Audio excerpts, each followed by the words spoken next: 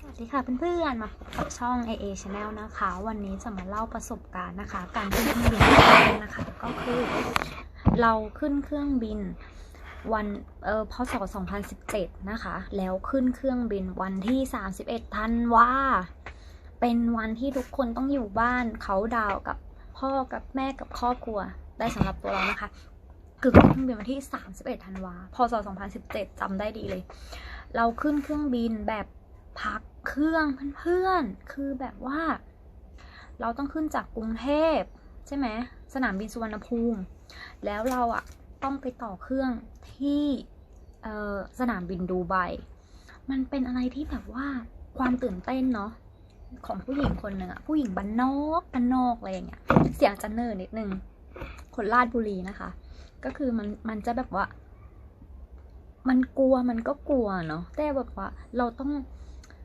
แบบชีวิตหนึ่งครั้งหนึ่งนะเราก็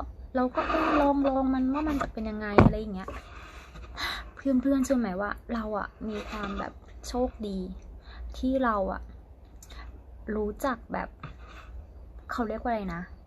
ฟรอยดิกอะก็คือเราคุยกับคนอื่นไปทั่วแบบยิ้มแย้มแจ่มใสอะไรเงี้ยเราก็เลยได้โชคดีเจอผัวเมียฝรั่งคู่หนึ่ง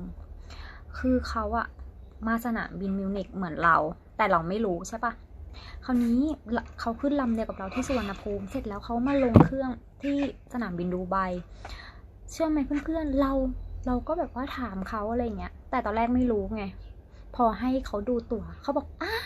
เธอมาที่เดียวกับฉันเลยอะไรอย่างเงี้ยแล้วเกตอ่ะก็คือไปเปลี่ยนเกตไปตอนที่ช่วงที่ไปเปลี่ยนเครื่องคือไปเปลี่ยนพร้อมกันเรานี่คือติดตามเขาเลยอ่ะคือแบบว่าติดตูดเขาเลยว่าเขาไปนั่งตรงไหนคือกูไปนั่งด้วยอะไรอย่างนี้เลยนะ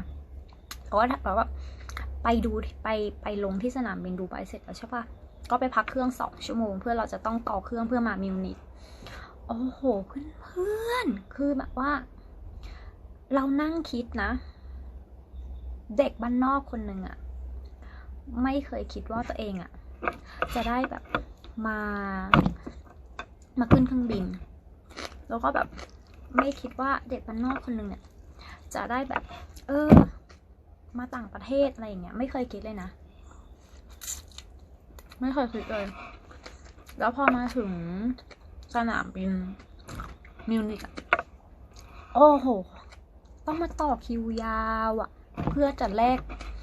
ะแบบว่าเขาเรียกนะเหมือนสถานคนที่แบบว่าเข้าเมืองอะเนาะเราก็พูดไม่ค่อยถูกแบบ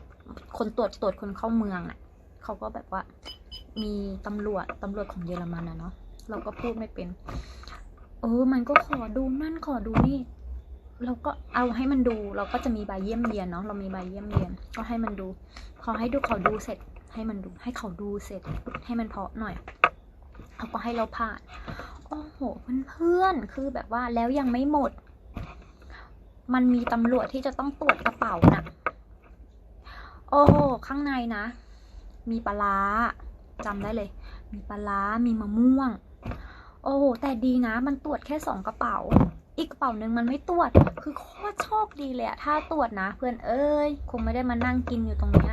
หรือว่าโดนปรับก็ไม่รู้ว่าจะเกิดอะไรขึ้น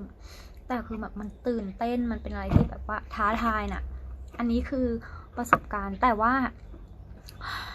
หลายๆคนอาจจะตื่นเต้นกว่าเราเนาะแต่สำหรับเราอะคือเด็กผู้หญิงบ้านนอกคนนึง